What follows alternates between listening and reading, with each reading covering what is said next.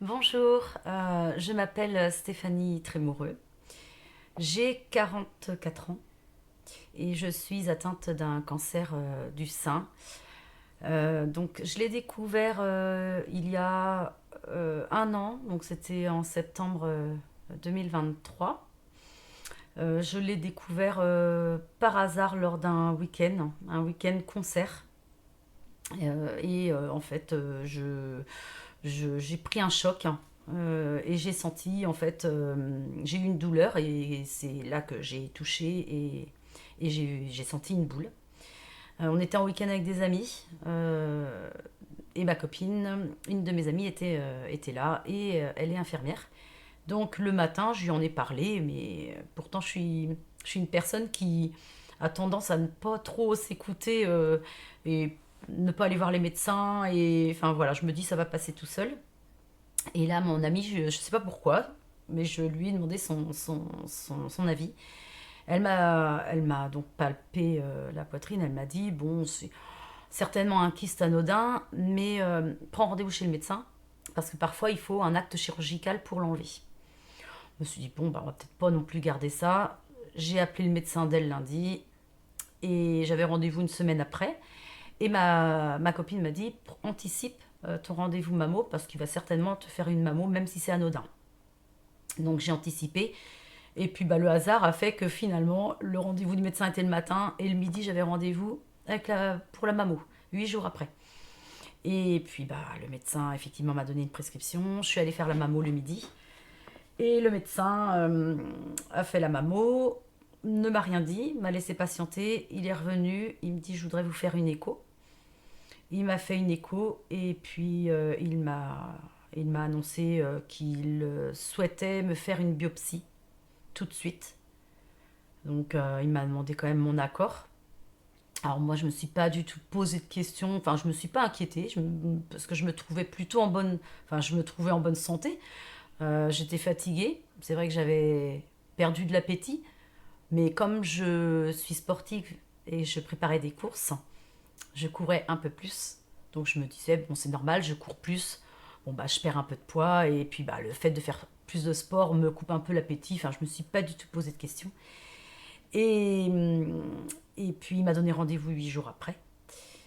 Et puis, 8 jours après, il m'a demandé à ce que mon mari soit là. Donc, pareil, je me suis pas posé plus de questions. Et en fait, le jour J, il m'a annoncé que j'avais un cancer. Donc, un cancer bien avancé, puisque en fait, mon cancer était déjà installé depuis presque un an. Donc c'est Rennes qui m'a dit que oui, l'année d'avant, je l'avais déjà, mon cancer.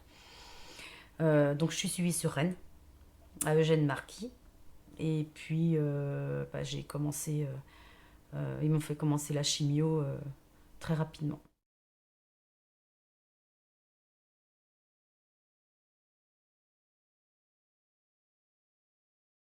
Alors j'ai eu 6 mois de chimio. Donc c'est un cancer avec des récepteurs HER2. Alors c'est leur jargon à eux. Mais en fait, j'ai mes cellules cancéreuses qui se développent trop vite. Donc la chimio n'a rien fait. Donc ils m'ont fait une ablation totale. Et pour contrer cette évolution assez rapide des cellules, j'ai eu de l'immuno en parallèle, par perfusion également. Ils m'ont fait l'ablation, j'ai eu les rayons. Et depuis mi-août, je suis repartie sur un traitement. Alors, ce sont des médicaments à base de molécules de chimio. Donc, c'est toutes les 12 heures, à heure fixe, pendant 2 ans. Donc, je retrouve certains symptômes de la chimio. Mais mon corps devrait, il faut trouver le bon dosage. Donc, j'étais très malade là en août, même septembre. Là c'est mieux parce qu'en fait ils adaptent le dosage à mes symptômes. Parce que je ne peux pas être 2 ans à être malade. Donc après il faut que mon corps s'adapte. Et en plus, donc j'ai une injection toutes les 4 semaines pour... c'est une injection qui permet d'arrêter mon cycle parce que ça va à l'encontre de l'efficacité du traitement. Et ils m'ont fait commencer aussi l'hormonothérapie pendant 5 ans. Et je continue l'immunothérapie à Rennes par perfusion jusqu'en février. Donc voilà. Voilà pour mon parcours. Donc bah forcément, qui dit traitement chimio, bah, j'ai eu la perte des cheveux, la perte des cils, des surcils, de tout. Bah, les ongles, j'ai eu beaucoup de douleurs aux ongles, les aftes. Voilà, c'est les petits bobos dus au traitement et qui sont au quotidien, qui peuvent être douloureux, gênants. On peut aussi perdre confiance en nous parce que physiquement, il y a un changement radical hein, quand vous perdez vos cheveux. Et en plus, avec l'ablation, bah, c'est aussi bah, vous avez plus. C'est le corps d'une femme, hein, donc forcément, bah, vous avez plus votre sein. Bah, le regard des autres n'est pas évident.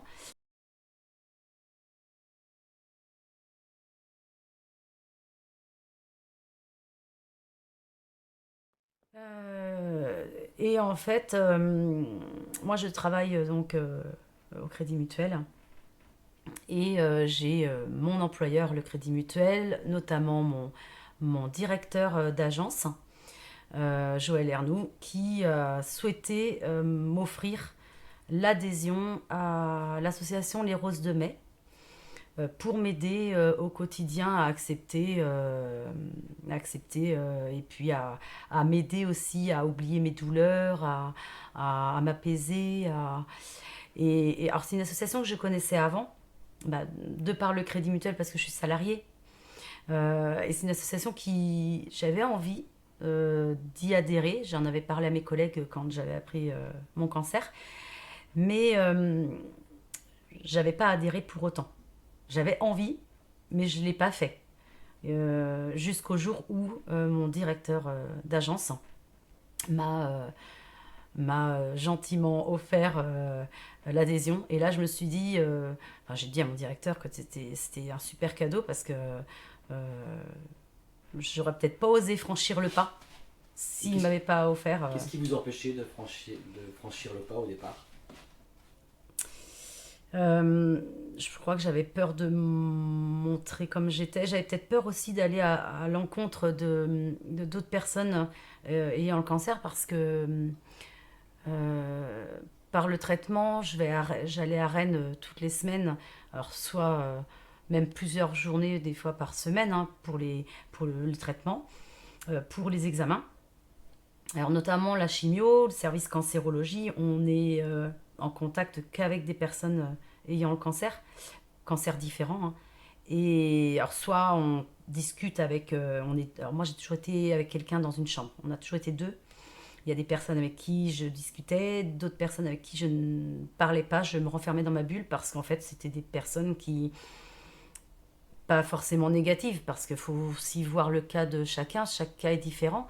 Il y a des cas où vraiment c'est dur, hein, des cas où les personnes, bah, vous savez très bien que l'histoire ne se terminera pas très bien, comme moi je croyais en ma guérison, mais il y a des personnes qui n'ont pas cette force de caractère, qui ne croient pas en leur guérison, qui ont aussi un cancer beaucoup plus virulent et qui savent aussi vous dire que bah elles font le traitement mais qu'elles s'en sortiront pas.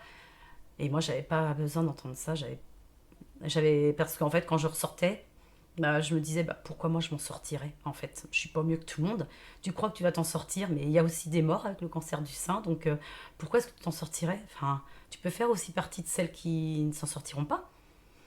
Je me disais bien avant d'avoir le cancer, je me disais oh, je suis en bonne santé, oh, j'aurais pas le cancer. Bah, c'est tombé sur moi, donc je me dis la mort, elle est pour tout le monde aussi, hein, pas plus pour les autres que pour moi. Donc j'avais peur aussi j'avais peur de ressortir avec le moral à zéro. Et j'avais pas besoin de ça. J'avais Et besoin d'être toute seule pour me battre, enfin toute seule et accompagnée de mes amis, enfin que des personnes en bonne santé. J'avais pas besoin de personnes ayant le cancer à me raconter leurs histoires parce que j'avais peur qu'en sortant, j'ai le moral à zéro et que ça me coupe dans mon élan de mon combat.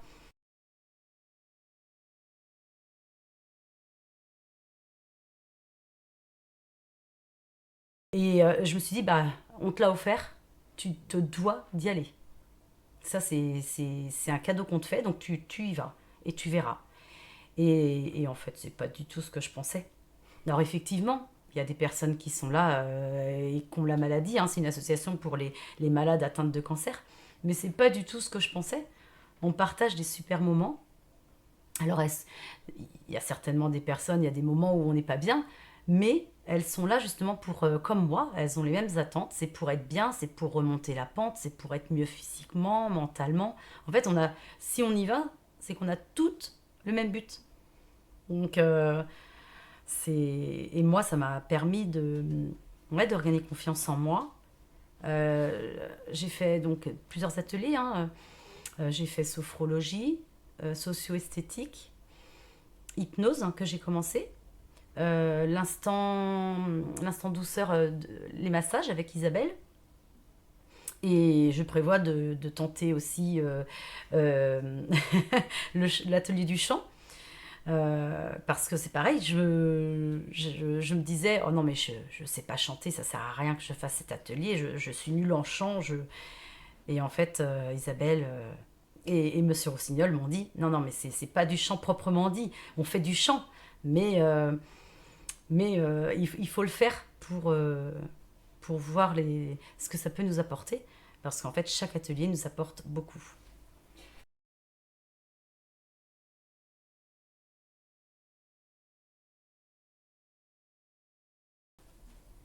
Alors je pense, hein, c'est mon avis, je pense que les hommes n'osent pas pousser la porte, bah, ne serait-ce que déjà l'atelier socio-esthétique.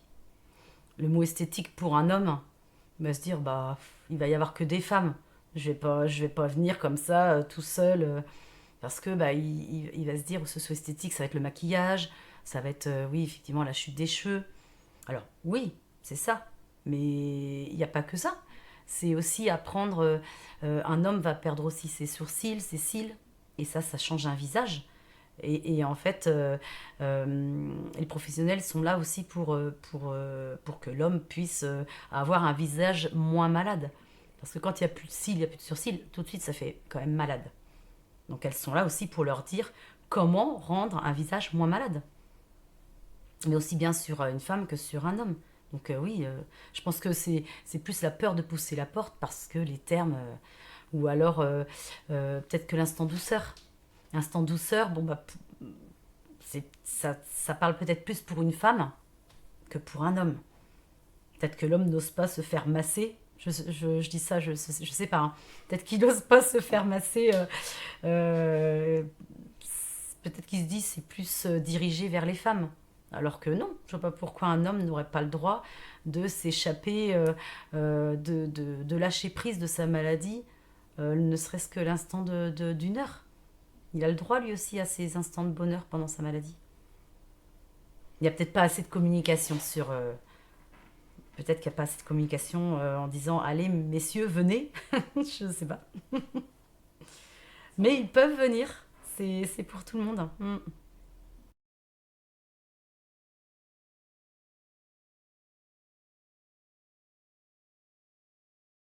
Pendant le traitement, il y a des femmes, enfin des femmes et des hommes, qui on est plus ou moins malade, on est plus ou moins fatigué. Euh, Conduire, ça peut se révéler très compliqué, on s'en rend pas compte.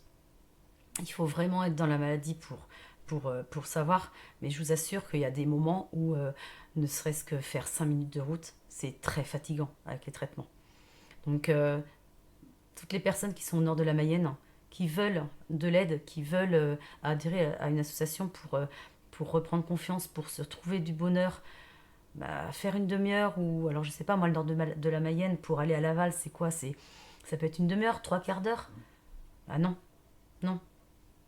Pour certaines personnes, ça peut être impossible. Donc, moi, je trouve super ce que l'association fait de créer pour le Nord Mayenne la même chose que ce que les malades du Sud ont le droit d'avoir. Moi, je trouve ça super.